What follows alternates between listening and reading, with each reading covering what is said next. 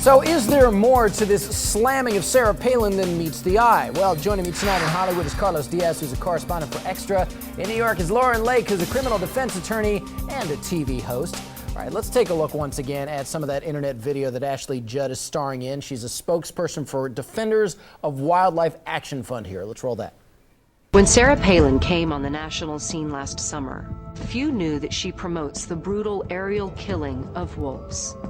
Now back in Alaska, Palin is again casting aside science and championing the slaughter of wildlife. All right, I know how this all works. It's not lost on me at all that Ashley Judd is invoking Sarah Palin's name in the ad to give her cause the most attention it possibly could. Carlos, what do you think? Is this a terrific strategy, or is this a cheap shot? Well, I mean, Ashley, has got ties to Kentucky, and there's absolutely no hunting at all in Kentucky. Oh, wait. Come on. I mean, I don't get this whole thing anyway. It's like aerial killing, so it's okay if you're on foot, but not if you're in a helicopter? The helicopter shouldn't be going so fast?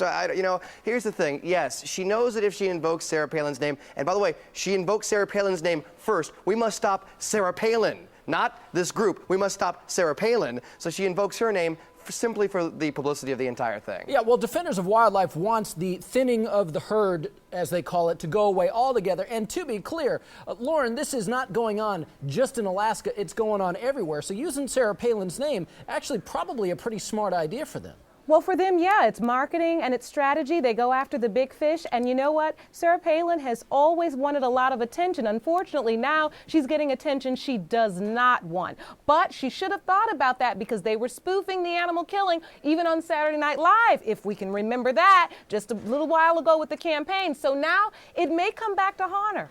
Yeah, and let's not forget, Sarah Palin still has a lot of supporters out there, and a lot of people, quite frankly, we've seen this before, they don't like it when celebrities get involved and start mouthing off to support a certain cause or agenda like this. Carlos, what do you think? Are more people going to wind up on Palin's side here or on Judd's side? I'm going to have to side with Sarah Palin on this one. I'm sorry. I think Ashley Judd's an amazing person, and I think she's a great interview. But I think, on this one, you're attacking Sarah Palin for something that Alaska's had, in effect, the thinning of the herd for years. It's not something that Sarah Palin put into effect. It's something that's been around for a long time. And maybe if Ashley would go up to Alaska and spend a lot of time up there, visit and do some research, maybe she'd have a different story. That's true, but the other side of this also, the extra piece to feed in here is the fact nobody likes to see these pictures of these animals getting hurt or killed. Right. And I got to tell you, the Showbiz Tonight producers, man, our crew is hard at work. Hours today were spent scanning the blogosphere by our producers. Ashley Judd, I have to say, was getting slammed by most of what we were seeing out there.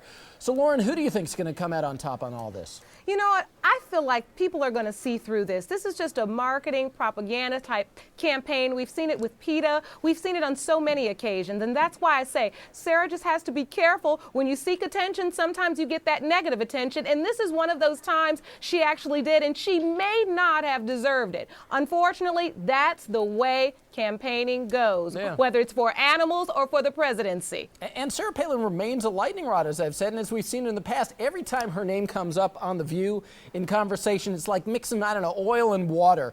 And we saw it happen again today, as we just showed you. But I want to watch again what took place between Elizabeth Hasselbeck and Joy Behar when they went off on a little bit of a tangent. Can we roll that, Charles? She's using Sarah Palin, who has also been standing up for human rights and in terms of children's rights, to attack her for this. But you don't know if she believes. You don't know if she's animals, not children, right now. Hang on a minute. Don't tell me what I can think and what I can't think. It would be nice if we could just stay in the area. Socialist table here now. Tell me. You're going to tell me.